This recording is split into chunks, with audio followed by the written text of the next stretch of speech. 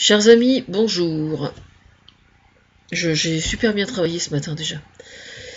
Là, je vais vous parler d'un documentaire qui va sortir qui s'appelle Sacrée Croissance. Alors, moi j'ai entendu parler de ce documentaire dans une émission qui s'appelle L'humeur vagabonde. Rien que le titre déjà. L'humeur vagabonde, et c'est bien évidemment une émission de France Inter, excellente comme d'habitude, qui, comme c'est souvent le cas en soirée sur France Inter, quand ils ont un invité ou qu'ils choisissent un thème, il est approfondi et on en parle calmement, sereinement, sans précipitation, sans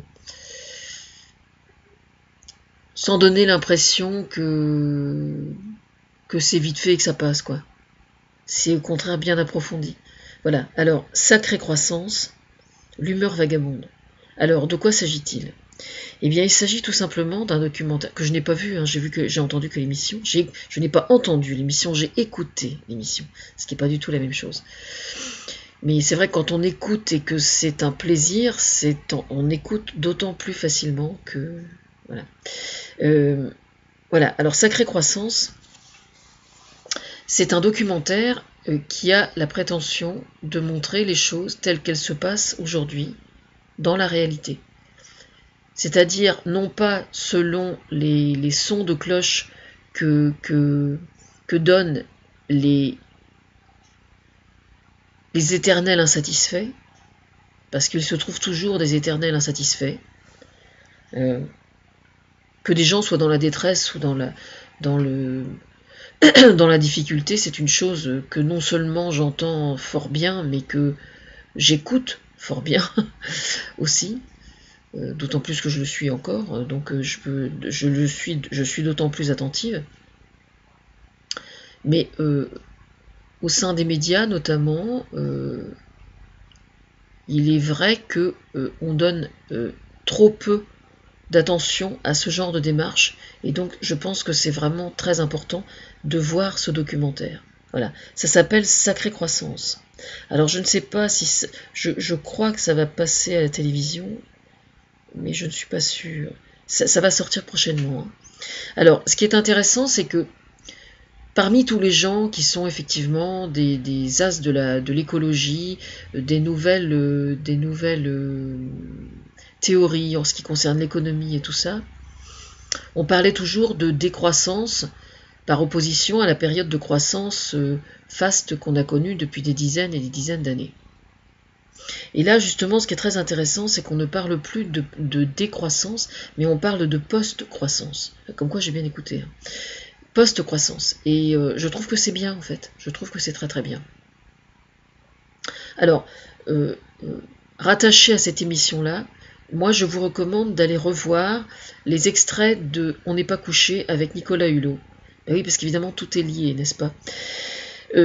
Avec Nicolas Hulot, c'était samedi soir. Donc moi, j'ai bien écouté très attentionnellement, avec beaucoup d'attention, pas intentionnellement, mais enfin oui, intentionnellement aussi, Nicolas Hulot, et j'ai rédigé d'ailleurs sur son sujet à lui en particulier, sur sa démarche, un article extrêmement long et approfondi de ma relation à sa personne à lui, ce qu'il est intellectuellement et ce qu'il défend.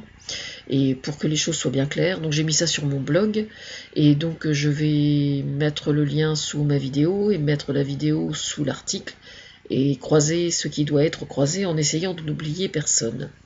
Alors, le documentaire s'appelle Sacrée Croissance, et il s'agit de la post-croissance. Alors, l'émission On n'est pas couché avec Laurent Ruquier est une émission qui est extrêmement importante à mes yeux, même je dirais même collector, parce que justement, elle resitue très exactement Nicolas Hulot par rapport à ce qu'il représente dans les médias et par rapport à ce qu'il représente vis-à-vis des écologistes. Ça n'est pas parce qu'il n'est pas membre d'Europe Écologie qu'il n'est pas sympathisant d'Europe Écologie, et je pense, enfin de toute façon il l'a dit pendant l'émission, il n'y a aucun conflit ni d'intérêt ou quelque conflit que ce soit entre Nicolas Hulot et Europe Écologie Les Verts. Bon. Oui, je sais, je reçois les newsletters de tout le monde et je ne lis rien parce que je ne trouve pas le temps. Mais ça ne m'empêche pas d'être efficace quand même. Je fais du mieux que je peux, quoi. Quand je dois être partout en même temps, je peux pas gérer tout, quoi. Alors, oui, donc c'est très important d'aller revoir ces émissions-là parce que ça resitue la place qu'il a auprès de François Hollande et ça resitue parfaitement ce que représentent aujourd'hui les luttes écologiques par rapport à l'évolution de notre société à nous, mais de la société de l'évolution de toutes les sociétés capitalistes dans le monde. Donc ça, en ce sens, c'est vraiment extrêmement important. Par rapport aux risques naturels, donc par exemple les inondations, par rapport aux tornades, par rapport à tous les signaux extrêmement graves que la planète nous envoie depuis pas mal de temps et que les décideurs refusent de voir. Donc Nicolas Hulot, parfaitement compétent, bien plus compétent que moi en écologie, je tiens à le préciser, c'est pas pour rien d'ailleurs qu'il est aux côtés de François Hollande, donc il explique tout ça vraiment de façon extrêmement claire et extrêmement intelligente, voilà, donc c'est vraiment extrêmement important de revoir ces émissions-là, qui sont en extrait sur YouTube, et ensuite le débat est ouvert. Voilà.